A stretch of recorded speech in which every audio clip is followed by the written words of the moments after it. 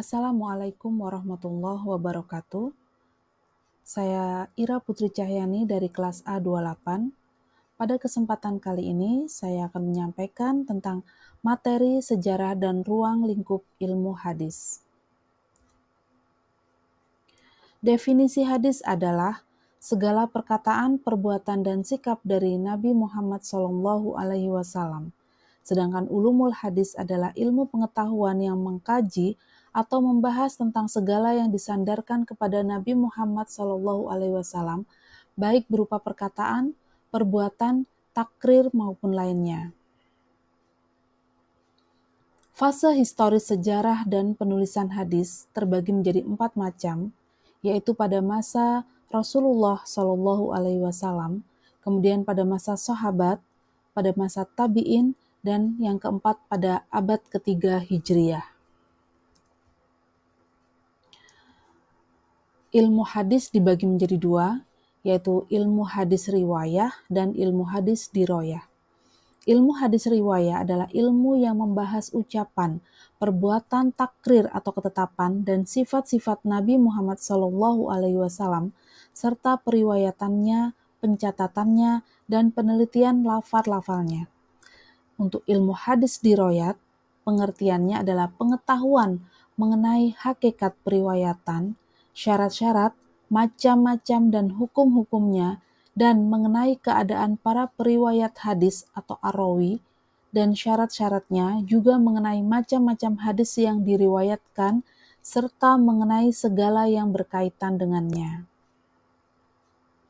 Nah, para tokoh dan hasil kajiannya ada pada 4 kota. Yang pertama di kota Madinah dengan tokohnya Muhammad bin Syihab al-Zuhri, Ibnu Ishaq, dan Malik bin Anas. Di kota Mekah, Ibnu Juraij. Di kota Basroh ada Hamad ibnu Salamah. Kemudian di Kufah, Sufyan as-Sauri. Muhadis besar abad ketiga Hijriyah, yaitu Imam Bukhari, Imam Muslim, Imam Abu Dawud, Imam Tirmizi, Imam Nasa'i, dan Imam Ibnu Majah. Adapun karya tulis kitab-kitab hadis adalah Al-Muwatta karya Imam Malik, kemudian Musannaf karya Abdur Razak, kemudian Musnad karya Ahmad, dan Kutubus Sittah. Sejarah-sejarah hadis prakodifikasi, yaitu hadis pada masa Nabi Muhammad SAW, maka periode ini disebut Asyr al-Wahyi wat Takwin.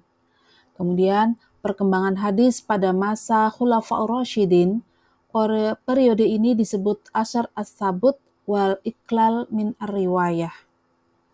Kemudian perkembangan hadis pada masa Khulafaur Rasyidin, periode ini disebut as-sabut wal iqlal min ar-riwayah, dan perkembangan pada masa sahabat kecil at-tabi'in, periode ini disebut asyr intishar al-riwayah al-amsar.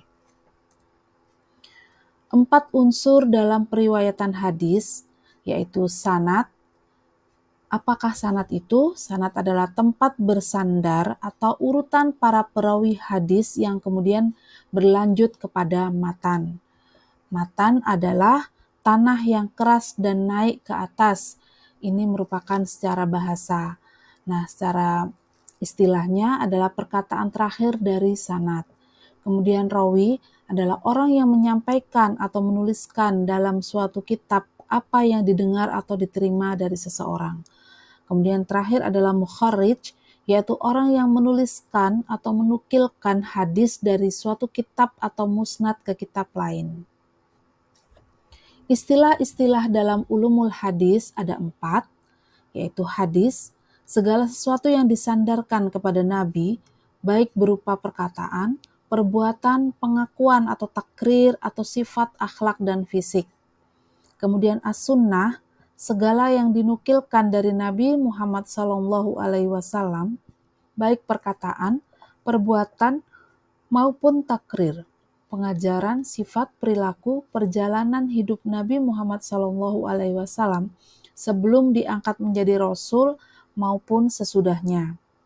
Khobar, yaitu hadis berasal dari Nabi Muhammad SAW, sedangkan khobar adalah selain dari beliau. Kemudian yang terakhir adalah atsar, yaitu sesuatu yang disandarkan kepada para sahabat dan tabi'in berupa perkataan maupun perbuatan. Adapun cabang ilmu hadis dibagi menjadi 10 macam. Yang pertama, ilmu rijal hadis, yaitu tentang ikhwal dan sejarah para rawi dari kalangan sahabat tabi'in atau at-tabi'at tabi'in. Kemudian yang kedua adalah ilmu jahr wa ta'dil, yaitu tentang kecacatan dan keadilan seseorang. Yang ketiga, ilmu fannil mubhamat, yaitu mengetahui nama orang yang tidak disebut dalam matan atau sanad. Yang keempat adalah ilmu ilal al-hadis, yaitu membahas sebab yang tersembunyi yang dapat mencacatkan kesahihan hadis. Yang kelima adalah ilmu gharib al-hadis, menerangkan makna kalimat yang terdapat dalam matan hadis yang sukar diketahui maknanya dan jarang dipakai oleh umum. Kemudian yang keenam adalah ilmu nasikh wal mansukh, membahas tentang hadis-hadis yang saling bertentangan dan tidak mungkin saling bias atau dikompromikan. Kemudian yang ketujuh, ilmu talfiq al-hadis, yaitu membahas cara pengumpulan hadis yang berlawanan lahirnya. Kemudian yang kedelapan adalah ilmu tasrif wa tahrif, membahas sebab-sebab yang tersembunyi tidak nyata yang dapat mencacatkan hadis. Yang kesembilan adalah ilmu asbabul wurud al-hadis, yaitu menerangkan sebab-sebab Nabi SAW menurunkan sabdanya dan masanya Nabi menuturkan itu. Dan yang terakhir adalah ilmu mustalahul hadis, yaitu menerangkan istilah-istilah yang dipakai oleh ahli hadis. Baik sahabat yang dicintai oleh Allah, demikian yang dapat saya sampaikan. Mohon maaf atas segala kekurangan.